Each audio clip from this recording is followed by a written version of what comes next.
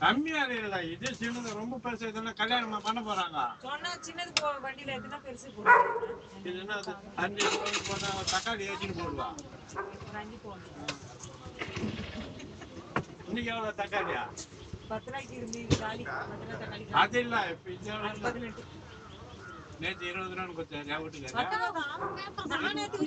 நேற்று காலையில நான் வந்து வாங்கி போனா முந்தானத்து காலையில முந்தானத்தை நான் வரல லீவ் அன்னைக்கு நீ வந்துச்சு நான் வரல போன் பண்ணி போலாம் என்ன கேட்டாருங்களா அதான் அன்னைக்கு நான் வரல அன்னைக்கு நேற்று 10 ரூபா தக்காளி கடையில் என்ன பயம் கட்டிட்டீங்கள